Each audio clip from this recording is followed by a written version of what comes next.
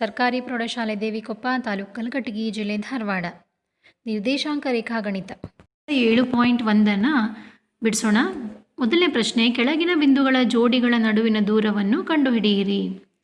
2,3, 4,1. ಇದಕ್ಕೆ ಪರಿಹಾರ ಕಂಡುಹಿಡಿಯೋಣ. ದೂರದ ಸೂತ್ರವನ್ನು ಬಳಸ್ಕೊಂಡು ಪರಿಹಾರ ಕಂಡುಹಿಡಿಯೋಣ. ಎ x1 y1 2,3 ಮತ್ತು ಬಿ x2 y2 4,1 ಆಗಿರಲಿ.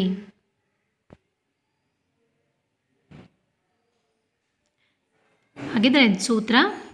ಈಗ ದೂರದ ಸೂತ್ರ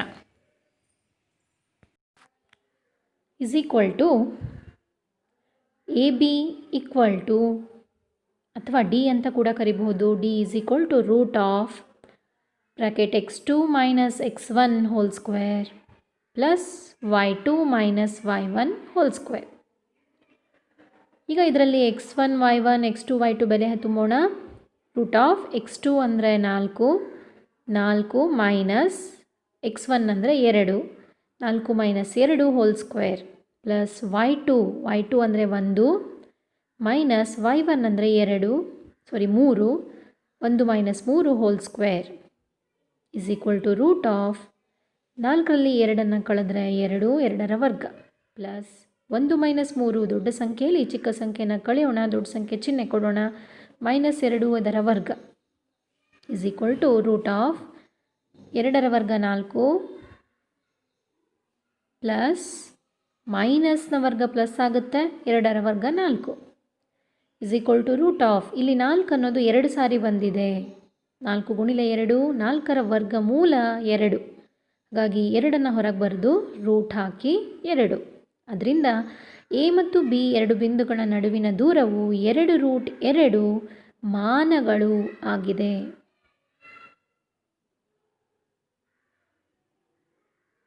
ಈಗ ಎರಡನೇ ಪ್ರಶ್ನೆ, -5,7 ಮತ್ತೊಂದು ಬಿಂದು -1,3. ಮೊದಲೇ ಲೆಕ್ಕ ಬಿಡಿಸಿದ ರೀತಿಯಲ್ಲೇ ಇದನ್ನು ಕೂಡ ಬಿಡಿಸೋಣ. ಪರಿಹಾರ ಎ x1, y1 ಈ ಬಿಂದುವಿಗೆ -5,7 ಅಂದ್ಕೊಳ್ಳೋಣ. ಬಿ x2, y2 ಇದರ ನಿರ್ದೇಶಾಂಕಗಳು -1,3 ಆಗಿರಲಿ. ಈಗ ದೂರದ ಸೂತ್ರ ಬರೆಯೋಣ.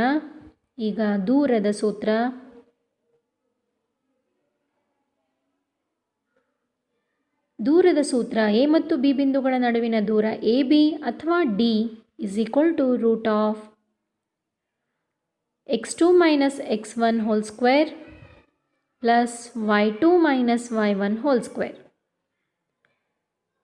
ಬೆಲೆ ತುಂಬೋಣ.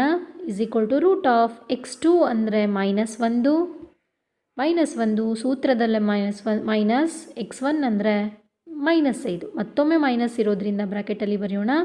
ಮೈನಸ್ ಅಕ್ಕಪಕ್ಕ ಇದ್ದಾಗ ಬ್ರ್ಯಾಕೆಟ್ ಹಾಕಬೇಕು. ಈಗ ಚೌಕಾವರ್ಣ ಹಾಕಿ ಸ್ಕ್ವೇರ್ ಬರೆಯೋಣ.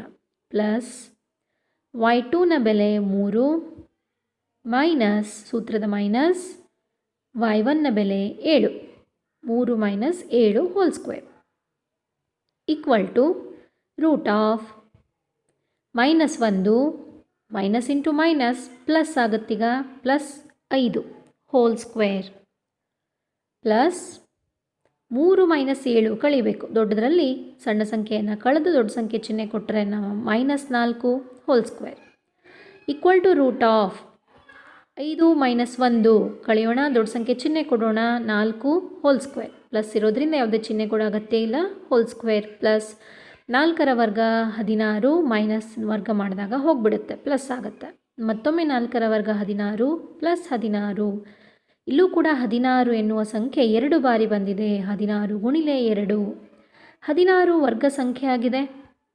ಅದರಿಂದ ಈ ವರ್ಗ ಸಂಖ್ಯೆಯ ವರ್ಗಮೂಲ 4ನ್ನು ಹೊರಗೆ ಬರೆಯೋಣ. 4√2 ಮಾನಗಳು. ಇದು ಎ ಮತ್ತು ಬಿ ಬಿಂದುಗಳ ನಡುವಿನ ದೂರವಾಗಿದೆ. ಈಗ ಮೂರನೇ ಪ್ರಶ್ನೆ, ಎ, ಬಿ ಮತ್ತು -a, -bಗಳು ನಿರ್ದೇಶಾಂಕಗಳನ್ನು ಕೊಟ್ಟಿದ್ದಾರೆ. ಇದಕ್ಕೆ ಪರಿಹಾರವನ್ನು ಹಿಂದಿನ ಲೆಕ್ಕಗಳು ಬಿಡಿಸಿದ ರೀತಿಯಲ್ಲೇ ಬಿಡಿಸೋಣ. ಎ x1, y1 ಇದು ಮೊದಲನೇ ಬಿಂದು. ಇದರ ನಿರ್ದೇಶಾಂಕಗಳು a, b ಮತ್ತು b x2, y2 ಈ ಬಿಂದುವಿನ ನಿರ್ದೇಶಾಂಕಗಳು -a, b ಆಗಿರಲಿ. ಈಗ ದೂರದ ಸೂತ್ರ. ಎ ಮತ್ತು ಬಿಗಳು ಯಾವುದೇ ಎರಡು ಬಿಂದುಗಳಾಗಿದ್ದಾಗ ಅವುಗಳನ್ನು ಸೇರಿಸಿ ಒಂದು ರೇಖಾಖಂಡವನ್ನು ಎಳೆದಾಗ ಅದರ ಉದ್ದವು ಡಿಗೆ ಸಮನಾಗಿರ್ತದೆ. ಅಂದರೆ ಎ ಮತ್ತು ಬಿಗಳ ನಡುವಿನ ದೂರ ಡಿ ಆಗಿರ್ತದೆ. ಆದ್ದರಿಂದ ದೂರದ ಸೂತ್ರ ಎ ಬಿ ಅಥವಾ D √ x2 - x1 whole square plus y2 - y1 whole square √ ಬೆಲೆಗಳನ್ನು ತುಂಬೋಣ. x2 ಇದರ ಬೆಲೆ -a, ಸೂತ್ರದ ಮೈನಸ್, x1ನ ಬೆಲೆ a ಹೋಲ್ ಸ್ಕ್ವೇರ್ ಪ್ಲಸ್ y2ನ ಬೆಲೆ -b, ಸೂತ್ರದ ಮೈನಸ್, y1ನ ಬೆಲೆ b ಹೋಲ್ ಸ್ಕ್ವೇರ್ √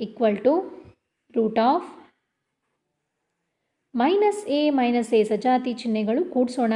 ಎರಡು ಕೂಡಿಸಿದ್ರೆ -2a ಹೋಲ್ ಸ್ಕ್ವೇರ್ ಪ್ಲಸ್ ಅದೇ ರೀತಿ -b ಕೂಡಿಸಿದ್ರೆ -2b ಹೋಲ್ ಸ್ಕ್ವೇರ್ ಆಗುತ್ತೆ. ಈಗ ವರ್ಗ ಮಾಡೋಣ. √-2 ಇದರ ವರ್ಗ -4 ಯಾಕಂದರೆ ಮೈನಸ್ ಚಿಹ್ನೆ ಪ್ಲಸ್ ಆಗಿರ್ತದೆ. ಅದೇ ರೀತಿ -2b ಇದರ ವರ್ಗ 4b² √4 ಸಾಮಾನ್ಯ ಹೊರಗೆ ತೆಗಿಬಹುದು. 4 × a² + b². ಇಲ್ಲಿ 4 ವರ್ಗ ಸಂಖ್ಯೆ ಆಗಿರೋದ್ರಿಂದ 4ನ್ನು ಹೊರಗೆ ತೆಗೆಯೋಣ. ವರ್ಗಮೂಲ 2 ಹೊರಗೆ ಬಂತು.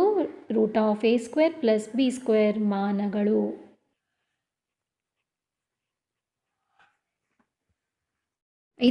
ಮೂರನೇ ಪ್ರಶ್ನೆ. 1, 5, 2, 3 ಮತ್ತು -2, -11 ಎಂಬ ಬಿಂದುಗಳು ಸರಳ ರೇಖಾಗತವೇ ಎಂದು ನಿರ್ಣಯಿಸಿ. ಇದು ಪ್ರಶ್ನೆ. ಸರಳ ರೇಖಾಗತ ಅಂದ್ರೇನು? ಸರಳ ರೇಖಾಗತ ಅಂದರೆ ಯಾವುದೇ 3 ಬಿಂದುಗಳು ಒಂದೇ ಸರಳ ರೇಖೆಯಲ್ಲಿ ಬಂದರೆ ಮಾತ್ರ ಅದಕ್ಕೆ ನಾವು ಸರಳ ರೇಖಾಗತ ಬಿಂದುಗಳು ಅಂತ ಕರಿತೀವಿ. ಈಗ ಉದಾಹರಣೆಗೆ ಎ, ಬಿ ಮತ್ತು ಸಿ 3 ಬಿಂದುಗಳು ಸರಳ ರೇಖಾಗತವಾಗಿದ್ದರೆ ಆಗ AB + BC = AC ಆಗಿರ್ತದೆ.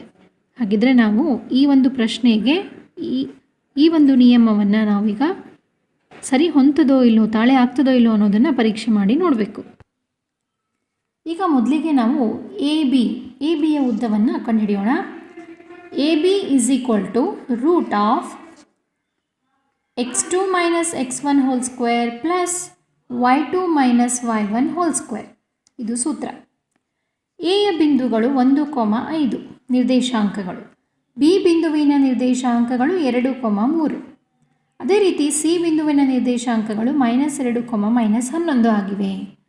ಈಗ ಇದರಲ್ಲಿ ನಾವು ಎ ಬಿಂದುವಿಗೆ x1, y1 ನಿರ್ದೇಶಾಂಕಗಳನ್ನು ತಗೊಳ್ಳೋಣ. ಅದೇ ರೀತಿ ಬಿ ಬಿಂದುವಿನ ನಿರ್ದೇಶಾಂಕಗಳು x2, y2 ಆಗಿರ್ತವೆ. ಹಾಗಿದ್ರೆ ಇಲ್ಲಿ ಬರ್ಕೊಳ್ಳೋಣ.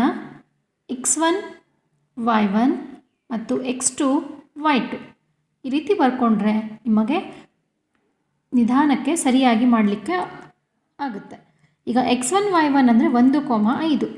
x1 1, y1 5. ಅದೇ ರೀತಿ x2, y2 ಅಂದರೆ 2 ಮತ್ತು 3. 2, 3. ಈ ಬೆಲೆಗಳನ್ನು ನಾವೀಗ ಇದರಲ್ಲಿ ಆದೇಶಿಸಿ ಸೂತ್ರದ ಸಹಾಯದಿಂದ ಇದರ ಬೆಲೆಯನ್ನು ಕಂಡುಹಿಡಿಯೋಣ. x2 2, ಸೂತ್ರದಲ್ಲಿರುವಂಥ ಮೈನಸ್, x1 ಅಂದರೆ 1 ಹೋಲ್ ಸ್ಕ್ವೇರ್ ಪ್ಲಸ್ y2 ಅಂದರೆ 2, y2 ಅಂದರೆ 3 ಮೈನಸ್ y1 ಅಂದರೆ 5 ಹೋಲ್ ಸ್ಕ್ವೇರ್ = √.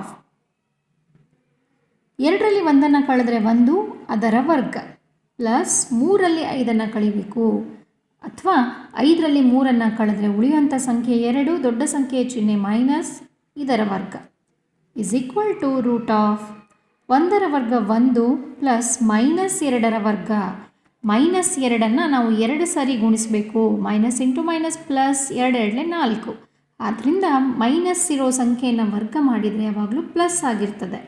ಅದರಿಂದ ಇಲ್ಲಿ 4. ಹಾಗಿದ್ರೆ ಒಟ್ಟು √5. ಎ ಬಿಯ ಉದ್ದ √5 ಮಾನಗಳು. ಈಗ ಇದೇ ರೀತಿ ನಾವು ಬಿ ಸಿಯ ಉದ್ದವನ್ನು ಕಂಡುಹಿಡಿಯೋಣ. ಮತ್ತು ಬಿ ಸಿ = ಮತ್ತದೇ ಸೂತ್ರ √(x2 - x1) + y2 - y1 ಮಕ್ಕಳೇ, ಈ ಬಾರಿ x1 y1 ಮತ್ತು x2 y2ಗಳ ಬೆಲೆ ಬದಲಾಗ್ತದೆ. ಯಾಕಂದರೆ x1 y1 ಬಿಗೆ ಸಂಬಂಧಪಟ್ಟಿದ್ದಂಥದ್ದು 2 ಮತ್ತು 3, ಇವು x1 y1. ಸಿ ಬಿಂದು x2 y2 ನಿರ್ದೇಶಾಂಕಗಳನ್ನು ಹೊಂದಿರ್ತದೆ. ಹಾಗಿದ್ರೆ -2 -11, -2 -11. ಈಗ ಇವುಗಳನ್ನು ಬಳಸಿ ಸೂತ್ರದಲ್ಲಿ ಬಳಸಿಕೊಂಡು ಇದನ್ನು ಲೆಕ್ಕ ಬಿಡಿಸೋಣ. x2 ಅಂದರೆ -2, ಸೂತ್ರದ ಮೈನಸ್ x1 ಅಂದರೆ 2 2 y2 ಅಂದರೆ -11, ಸೂತ್ರದ ಮೈನಸ್ y1 ಅಂದರೆ 3 2 √(-2 -2) ಒಂದೇ ಥರದ ಚಿಹ್ನೆ ಇರೋದ್ರಿಂದ ಕೂಡಿಸಬೇಕು. -2 -2 ಒಟ್ಟು -4 2 ಅದೇ ರೀತಿ -11 -3 ಕೂಡಿಸಿದ್ರೆ -14 2. ಈಗ ಮೈನಸ್ ಚಿಹ್ನೆಯನ್ನು ವರ್ಗ ಮಾಡಿದರೆ ಅದು ಪ್ಲಸ್ ಆಗ್ತದೆ ಅನ್ನೋದನ್ನು ಈ ಒಂದು ಲೆಕ್ಕದಲ್ಲಿ ನಾವು ನೋಡಿದ್ದೀವಿ.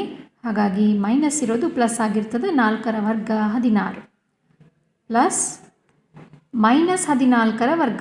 ಮೈನಸ್ ಇರೋದು ಪ್ಲಸ್ ಆಗ್ತದೆ, ವರ್ಗ ಮಾಡಿದರೆ 14ರ ವರ್ಗ 196 √. ಈ ಎರಡೂ ಸಂಖ್ಯೆಗಳನ್ನು ಕೂಡಿಸೋಣ. 196ಕ್ಕೆ 16ನ್ನು ಕೂಡಿಸಿದ್ರೆ 6 6 12 ಕೈಲೆ 1, 9 10 11 ಕೈಲೆ 1 2. ಹಾಗಿದ್ರೆ 212 ಮಾನಗಳು. ಇದು ಬಿ ಸಿಯ ಬೆಲೆ, ಬಿ ಸಿಯ ಉದ್ದ. ಎ ಬಿ ಆಯಿತು ಮತ್ತು ಬಿ ಸಿ ಆಯಿತು. ಈಗ ನಾವು ಎ ಸಿಯ ಉದ್ದವನ್ನು ಕಂಡುಹಿಡಿಯೋಣ. ಈಗ ಎ ಸಿ = √. ಮತ್ತದೇ ಸೂತ್ರ x2 - x1 2 + y2 - y1 2. ಇಲ್ಲಿ x1 y1 x2 y2ಗಳನ್ನು ಬರ್ಕೊಳ್ಳೋಣ. ಈಗ ಮತ್ತೆ ಬದಲಾಗಿದೆ. x1 y1 ಎಗೆ ಸಂಬಂಧಪಟ್ಟಂಥ ನಿರ್ದೇಶಾಂಕಗಳು, x2 y2ಗಳು ಸಿಯ ನಿರ್ದೇಶಾಂಕಗಳಾಗಿರ್ತವೆ. ಹಾಗಿದ್ರೆ x1 y1 ಎಯ ನಿರ್ದೇಶಾಂಕಗಳು 1 ಮತ್ತು 5. ಹಾಗಿದ್ರೆ x1 y1 1, 5. x2 y2 ಅಂತಂದರೆ ಸಿಯ ನಿರ್ದೇಶಾಂಕಗಳು -2 -11. ಆದ್ದರಿಂದ -2 -11. ಈಗ ಇವುಗಳನ್ನು ಈ ಸೂತ್ರದಲ್ಲಿ ಆದೇಶ ಮಾಡಿ ಬೆಲೆ ಕಂಡುಹಿಡಿಯೋಣ. x2 ಅಂದರೆ -2, ಸೂತ್ರದ ಮೈನಸ್ x1 ಅಂದರೆ 1 2 ಪ್ಲಸ್ y2 ಅಂದರೆ -11, ಸೂತ್ರದ ಮೈನಸ್ y1 ಅಂದರೆ 5 2 √. -2 -1 ಒಟ್ಟು -3 2 ಪ್ಲಸ್ -11 -5 ಒಟ್ಟು -16 2. ಇವುಗಳನ್ನು ವರ್ಗ ಮಾಡಿದರೆ 3ರ ವರ್ಗ 9, ಮೈನಸ್ ಇರೋದು ವರ್ಗ ಮಾಡಿದಾಗ ಪ್ಲಸ್ ಆಗಿರ್ತದೆ.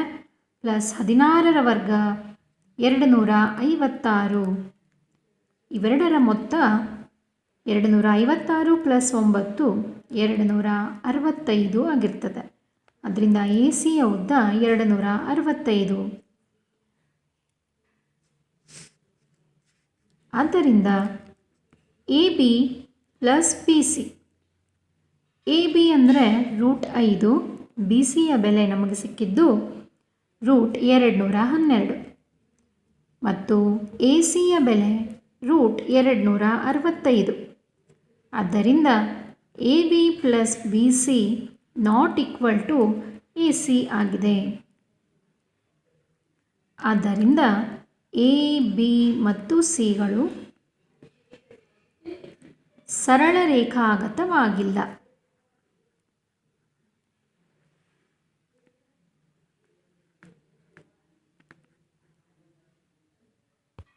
ಇದೇ ಅಭ್ಯಾಸದ 4ನೇ ಪ್ರಶ್ನೆ. 5, -2, 6, 4 ಮತ್ತು 7, -2 ಒಂದು ಸಮದ್ವಿಬಾಹು ತ್ರಿಭುಜದ ಶೃಂಗಬಿಂದುಗಳಾಗಿವೆಯೇ ಎಂದು ಪರಿಶೀಲಿಸಿ. ಮೊದಲಿಗೆ ಸಮದ್ವಿಬಾಹು ತ್ರಿಭುಜ ಅಂದರೆ ಏನು ಅನ್ನೋದನ್ನು ನೋಡೋಣ. 3 ಬಿಂದುಗಳನ್ನು ಒಳಗೊಂಡಿರುವಂಥ ಶೃಂಗಬಿಂದುಗಳನ್ನು ಒಳಗೊಂಡಂಥ ಸಮದ್ವಿಬಾಹು ತ್ರಿಭುಜ. ಇಲ್ಲಿ ಸಮದ್ವಿಬಾಹು ತ್ರಿಭುಜದ ಒಂದು ಆಕೃತಿಯನ್ನು ನಾನು ಹಾಕ್ಕೊಂಡಿದ್ದೀನಿ. ಸಮದ್ವಿಬಾಹು ತ್ರಿಭುಜ ಅಂದರೆ ಯಾವುದಾದ್ರೂ 2 ಬಾಹುಗಳು ಸಮನಾಗಿದ್ದರೆ ಅದು ಸಮದ್ವಿಬಾಹು ತ್ರಿಭುಜ. ಈ ಶೃಂಗ ಬಿಂದುಗಳನ್ನು ಬರೆದುಕೊಳ್ಳೋಣ. ಎ, ಬಿ ಮತ್ತು ಸಿ 3 ಶೃಂಗ ಬಿಂದುಗಳಾಗಿರಲಿ. ಈಗ ನಾವು ಎ, ಬಿ, ಬಿ, ಸಿ ಮತ್ತು ಸಿ ಎಗಳನ್ನು ನಾವು ದೂರಗಳನ್ನು ಕಂಡುಹಿಡಿದಾಗ ಯಾವುದಾದ್ರೂ 2 ಬಾಹುಗಳು ಸಮನಾಗಿದ್ದರೆ ಆವಾಗ ಅದು ಸಮದ್ವಿಬಾಹು ತ್ರಿಭುಜ ಆಗಿರ್ತದೆ. ಹಾಗಿದ್ರೆ ಈಗ ದೂರದ ಸೂತ್ರವನ್ನು ಬಳಸಿಕೊಂಡು ಈ 3 ಬಾಹುಗಳ ಅಳತೆಯನ್ನು ಕಂಡುಹಿಡಿಯೋಣ. ಮೊದಲಿಗೆ ಎ ಬಿಂದು 5, -2 ಆಗಿರಲಿ, ಬಿ ಬಿಂದು 6, 4 ಮತ್ತು ಸಿ 7, -2 ಇವು ಈ ಒಂದು ತ್ರಿಭುಜದ ಶೃಂಗಗಳಾಗಿರಲಿ. ಈಗ A B √ x2 - x1 2 + y2 - y1 2. x1 y1 ಮತ್ತು x2 y2ಗಳ ಬೆಲೆಗಳನ್ನು ಇಲ್ಲಿ ಬರ್ಕೊಳ್ಳೋಣ. x1 5, ಅದೇ ರೀತಿ y1 -2, x2 6, ಬಿಯ ಸಂಬಂಧಪಟ್ಟಂಥದ್ದು x2 6, y2 4. ಈಗ ಈ ಸೂತ್ರದಲ್ಲಿ ಬೆಲೆಗಳನ್ನು ಆದೇಶಿಸಿ ಲೆಕ್ಕ ಬಿಡಿಸೋಣ. x2 ಅಂದರೆ 6 - x1 ಅಂದರೆ 5 2 ಪ್ಲಸ್ y2ನ ಬೆಲೆ 4 ಮೈನಸ್ y1 ಅಂದರೆ -2. 2 ಸಾರಿ ಮೈನಸ್ ಬಂದಿರೋದ್ರಿಂದ ಅಲ್ಲಿ ಒಂದು ಬ್ರ್ಯಾಕೆಟನ್ನು ಹಾಕೋಣ. ² = √6 - 5 ಕಳೆದ್ರೆ 1 ಉಳಿತದೆ, 1 ಸ್ಕ್ವೇರ್. ಈಗ 4 ಮೈನಸ್ ಇಂಟು ಮೈನಸ್ ಪ್ಲಸ್ 2, 4 + 2 ² = √1ರ ವರ್ಗ 1 ಪ್ಲಸ್ 4 + 2ರ ವರ್ಗ 6 ಅದರ ವರ್ಗ. 4 + 2ನ್ನು ಕೂಡಿಸಿದ್ರೆ 6, 6ರ ವರ್ಗ 1 ಪ್ಲಸ್ 6ರ ವರ್ಗ 36. ಹಾಗಿದ್ರೆ ಒಟ್ಟು ಎ ಬಿಯ ಉದ್ದ 37, √37 ಮಾನಗಳು. ಅದೇ ರೀತಿ ನಾವು ಇನ್ನೊಂದು ಬಾಹುವಿನ ಉದ್ದವನ್ನು ಕಂಡುಹಿಡಿಯೋಣ. ಈಗ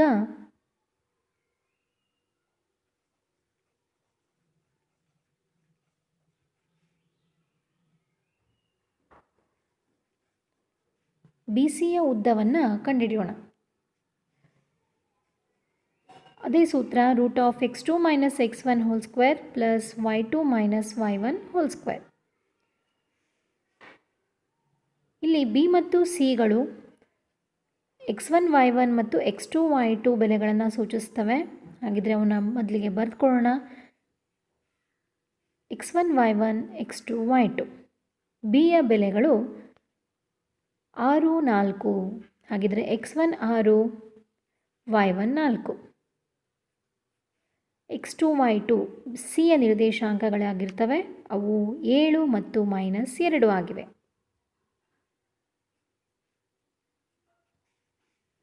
ಈಗ ಸೂತ್ರದ ಸಹಾಯದಿಂದ ಈ ಲೆಕ್ಕವನ್ನು ಬಿಡಿಸೋಣ. x2 ಅಂದರೆ 7 ಮೈನಸ್ x1 6 2 ಪ್ಲಸ್ y2 ಅಂದರೆ -2 ಸೂತ್ರದ ಮೈನಸ್ y1 ಅಂದರೆ 4 2 = √7 - 6 1 ಅದರ ವರ್ಗ ಪ್ಲಸ್ 2 ಸೇಮ್ ಚಿಹ್ನೆ ಇದೆ, ಕೂಡಿಸೋಣ. -2 -4 ಒಟ್ಟು -6 ಅದರ ವರ್ಗ. √1ರ ವರ್ಗ 1 ಪ್ಲಸ್ 6ರ ವರ್ಗ 36 = √37. ಹಾಗಿದ್ರೆ ಬಿ ಸಿಯ ಉದ್ದವೂ ಕೂಡ 37 ಮಾನಗಳು ಬಂದಿದೆ. ಎ ಬಿಯ ಉದ್ದ ಈಗಾಗಲೇ 37 ಮಾನಗಳಿತ್ತು. ಅದೇ ರೀತಿ ಬಿ ಸಿಯ ಉದ್ದ ಕೂಡ 37 ಮಾನಗಳು, ಅಂದರೆ 2 ಬಾಹುಗಳಲ್ಲಿ ಸಮನಾಗಿವೆ. ಈಗ ನಾವು 3ನೇ ಬಾಹುವನ್ನು ಕೂಡ ಪರೀಕ್ಷಿಸಲೇಬೇಕು. ಅದರಿಂದ C A = x2 minus x1 whole square plus y2 minus y1 whole square. ಮತ್ತೊಮ್ಮೆ x1 y1 x2 y2ಗಳ ಬೆಲೆಯನ್ನು ಬರ್ಕೊಳ್ಳೋಣ.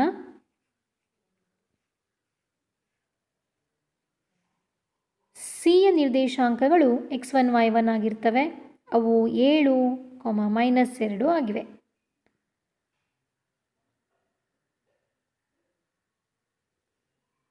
-2 ಇವು x1 y1.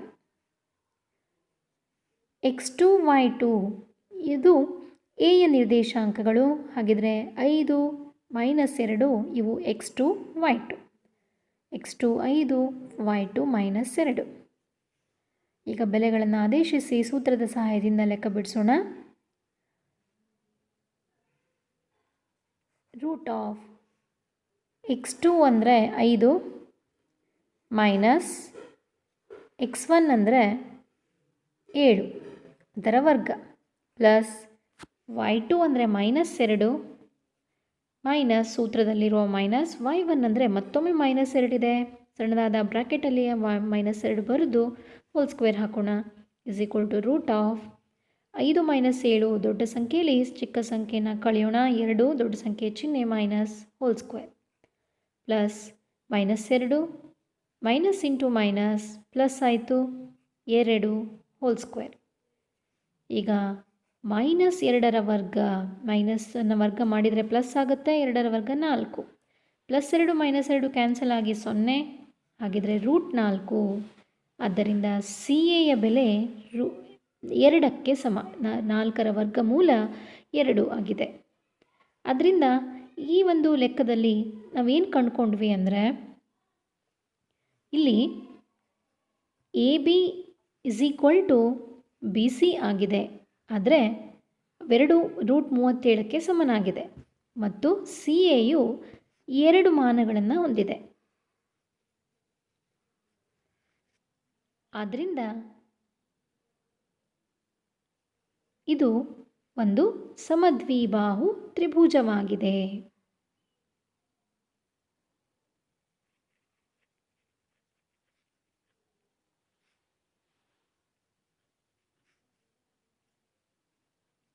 ಈ ರೀತಿ ಕೊಟ್ಟಿರುವ ಶೃಂಗ ಬಿಂದುಗಳು ಯಾವುದೇ ತ್ರಿಭುಜದ ಬಿಂದುಗಳಾಗಿವೆಯೇ ಅನ್ನೋದನ್ನು ನಾವು ಈ ರೀತಿಯಾಗಿ ಪರೀಕ್ಷಿಸಬಹುದು.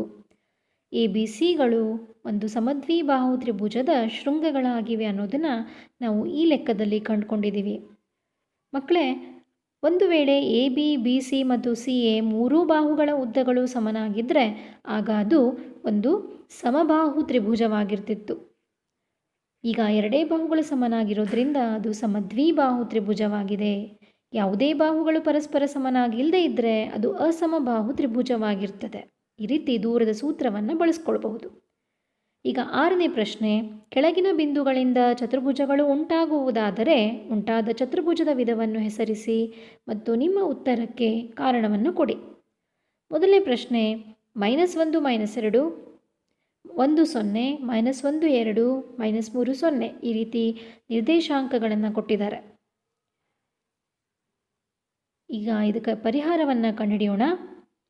ಎ ಬಿಂದು ನಿರ್ದೇಶಾಂಕಗಳು -1 -2 ಮತ್ತು ಬಿ ಬಿಂದುವಿನ ನಿರ್ದೇಶಾಂಕಗಳು 1 0, ಸಿಯ ನಿರ್ದೇಶಾಂಕಗಳು -1 2 ಮತ್ತು ಡಿಯ ನಿರ್ದೇಶಾಂಕಗಳು -3 0 ಆಗಿರಲಿ.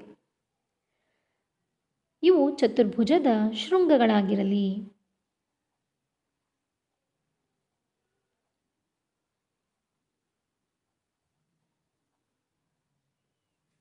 ಈಗ ಒಂದು ಸಾಮಾನ್ಯ ಚತುರ್ಭುಜವನ್ನು ನಾವು ರಚನೆ ಮಾಡ್ಕೊಳ್ಳೋಣ. ಕಚ್ಚಾಕೃತಿ ಎ ಬಿ ಸಿ ಡಿ ಶೃಂಗ ಬಿಂದುಗಳನ್ನು ಬರ್ಕೊಳ್ಳೋಣ. ಎ ಬಿ ಸಿ ಡಿ ಈ ಒಂದು ಆಕೃತಿಯಲ್ಲಿ ಎಲ್ಲ ಬಾಹುಗಳು ಸಮನಾಗಿದ್ದರೆ ಅದು ಚೌಕ ಆಗ್ತದೆ, ಅಭಿಮುಖ ಬಾಹುಗಳು ಸಮನಾದರೆ ಅದು ಆಯತವಾಗ್ತದೆ. ಅದರ ಸಹಾಯದಿಂದ ನಾವು ಚತುರ್ಭುಜದ ವಿಧವನ್ನು ಕಂಡುಹಿಡಿಯಬಹುದು. ಈಗ ಒಂದೊಂದಾಗಿ ಬಾಹುಗಳ ಉದ್ದವನ್ನು ಕಂಡುಹಿಡಿತಾ ಹೋಗೋಣ. ಮೊದಲನೇದಾಗಿ ಎ ಬಿಯ ಉದ್ದ. A B is equal to root of ದೂರದ ಸೂತ್ರವನ್ನು ಇಲ್ಲಿ ಬಳಸ್ಕೊಳ್ಳೋಣ. ದೂರದ ಸೂತ್ರ √(x2 - x1 whole square plus y2 - y1 whole square. ಇದರಲ್ಲಿ x1 y1 ಮತ್ತು x2 y2ಗಳನ್ನು ಬರ್ಕೊಳ್ಳೋಣ. ಮಕ್ಕಳೇ, x1 y1ನ ಬೆಲೆಗಳು ಎಗೆ ಸಂಬಂಧಪಟ್ಟದ್ದು -1 -2. ಬಿಯ ಬೆಲೆಗಳು 1 0. ಈ ನಿರ್ದೇಶಾಂಕಗಳು x2 y2 ಆಗಿವೆ. ಇವುಗಳನ್ನು ಬಳಸಿ ಲೆಕ್ಕ ಬಿಡಿಸೋಣ. x2ನ ಬೆಲೆ 1 ಮೈನಸ್ x1ನ ಬೆಲೆ -1. ಅದರಿಂದ ಬ್ರ್ಯಾಕೆಟಲ್ಲಿ -1 ಬರೆದು ಹೋಲ್ ಸ್ಕ್ವೇರ್ ಹಾಕೋಣ. ಪ್ಲಸ್ y2ನ ಬೆಲೆ 0 ಮೈನಸ್ y1ನ ಬೆಲೆ -2. ಮತ್ತೊಮ್ಮೆ ಸಣ್ಣದಾಗಿ ಬ್ರ್ಯಾಕೆಟಲ್ಲಿ -2 ಬರೆದು ಹೋಲ್ ಸ್ಕ್ವೇರ್. ಎರಡು ಮೈನಸ್ಗಳನ್ನು ಅಕ್ಕಪಕ್ಕದಲ್ಲಿ ಬರಿಬಾರ್ದು. ಈಗ 1 minus into minus plus 1 whole square plus 0ಗೆ ಬೆಲೆ ಇಲ್ಲ. ಮೈನಸ್ ಇಂಟು ಮೈನಸ್ ಪ್ಲಸ್ 2ರ ವರ್ಗ ರೂಟ್ ಮತ್ತೊಮ್ಮೆ 2ರ ವರ್ಗ ಪ್ಲಸ್ 2ರ ವರ್ಗ ಅಂದರೆ 2ರ ವರ್ಗ 4. 2ನ್ನು 2 ಸರಿ ಗುಣಿಸಿದ್ರೆ 4 ಬರುತ್ತೆ. ಈಗಿಲ್ಲಿ 4 ಅನ್ನೋದು 2 ಬಾರಿ ಬಂದಿದೆ, ಅದರಿಂದ 4 ಗುಂಡ್ಲೆ 2 ಅಂತ ಬರಿಬಹುದು. ಈಗ 4ರ ವರ್ಗಮೂಲ 2 ಹೊರಗೆ ಬರ್ತದೆ, ಅದರಿಂದ 2 ರೂಟ್ 2 ಇದು ಎ ಬಿಯ ಉದ್ದ. ಈಗ ನಾವು ಎ ಬಿ ಕಂಡುಹಿಡಿದದ್ದಾಯಿತು. ಮುಂದೆ ಬಿ ಸಿಯ ಉದ್ದವನ್ನು ಕಂಡುಹಿಡಿಯೋಣ. ಇದೇ ಸೂತ್ರವನ್ನು ಬಳಸಿ. B C is equal to root of x2 minus x1 whole square plus y2 minus y1 whole square. x1 y1 x2 y2ಗಳ ಬೆಲೆಗಳನ್ನು ಬರ್ಕೊಳ್ಳೋಣ ಮಕ್ಕಳೇ. x1 y1 ಈ ಬೆಲೆಗಳು ಬಿಯ ನಿರ್ದೇಶಾಂಕಗಳು 1 ಮತ್ತು 0. x2 y2ಗಳು ಸಿಯ ನಿರ್ದೇಶಾಂಕಗಳಾಗಿರ್ತವೆ. ಸಿಯ ನಿರ್ದೇಶಾಂಕಗಳು -1 ಮತ್ತು 2 ಆಗಿವೆ.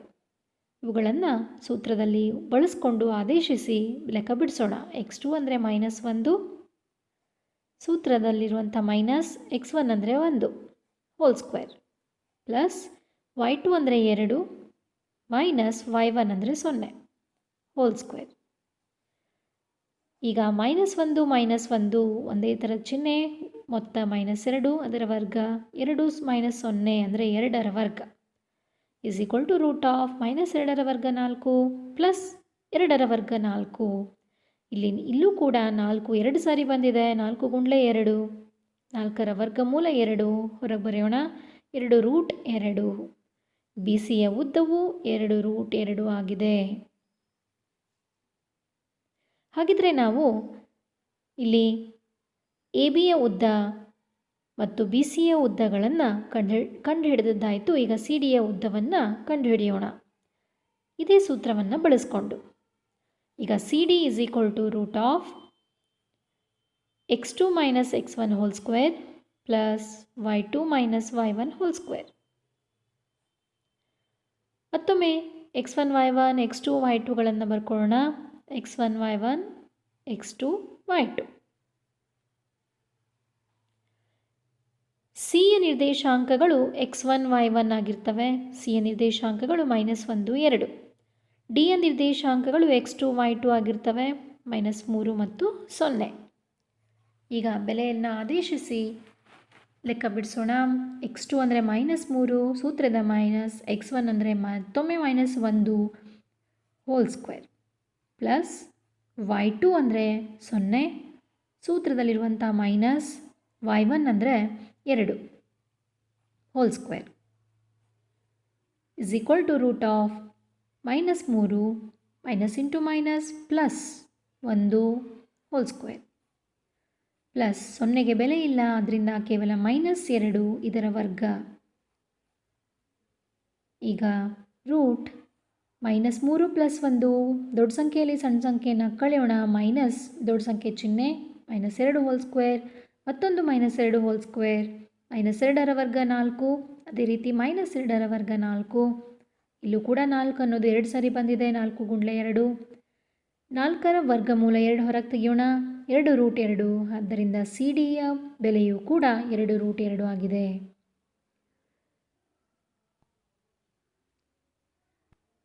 ಮಕ್ಕಳೇ, ಈಗಾಗಲೇ ನಾವು ಎ ಬಿ ಬಿ ಸಿ ಮತ್ತು ಸಿ ಡಿಯ ಉದ್ದಗಳನ್ನು ಕಂಡುಹಿಡಿದಿದ್ದೀವಿ.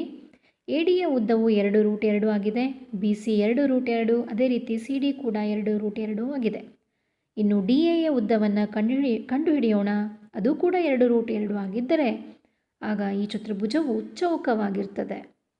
ಈಗ D A is equal to root of x2 minus x1 whole square plus y2 minus y1 whole square. x1 y1 ಮತ್ತು x2 y2ಗಳ ಬೆಲೆಗಳನ್ನು ಬರೆದುಕೊಳ್ಳೋಣ. ಡಿ ಯ ನಿರ್ದೇಶಾಂಕಗಳು x1 y1 ಆಗಿರ್ತವೆ. ಹಾಗಿದ್ರೆ ಡಿ ಯ ನಿರ್ದೇಶಾಂಕಗಳು -3 ಮತ್ತು 0. ಎ ಯ ನಿರ್ದೇಶಾಂಕಗಳು x2 y2 ಆಗಿರ್ತವೆ, -1 -2. ಬೆಲೆ ಆದೇಶಿಸಿ ಲೆಕ್ಕ ಬಿಡಿಸೋಣ. x2 ಅಂದರೆ -1, ಸೂತ್ರದ ಮೈನಸ್, x1 ಅಂದರೆ -3 ಬ್ರ್ಯಾಕೆಟಲ್ಲಿ ಬರೆಯೋಣ ಹೋಲ್ ಸ್ಕ್ವೇರ್, ಪ್ಲಸ್ y2 ಅಂದರೆ -2 ಮೈನಸ್ ಸೂತ್ರದ್ದು y1 ಅಂದರೆ 0 ಹೋಲ್ ಸ್ಕ್ವೇರ್,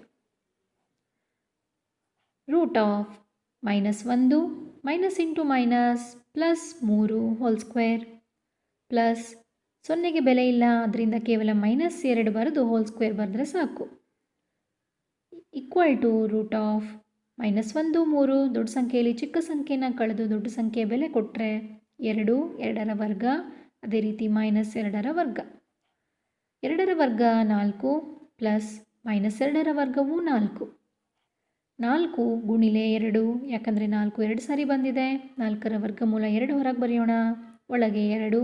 ಆದ್ದರಿಂದ ಡಿ ಎಯ ಬೆಲೆಯೂ ಕೂಡ ಡಿ ಎ ಉದ್ದವೂ ಕೂಡ 2√2 ಆಯಿತು. ಅದರಿಂದ ಮಕ್ಕಳೇ ಇಲ್ಲಿ A B equal to B C equal to C D equal to D A ಆಗಿದೆ, ಇಸ್ ಈಕ್ವಲ್ ಟು 2√2 ಆಗಿದೆ. ಅದರಿಂದ ಎಲ್ಲ ಬಾಹುಗಳು ಸಮನಾಗಿರೋದ್ರಿಂದ ಇದು ಚತುರ್ಭುಜದ ಎಲ್ಲ ಬಾಹುಗಳು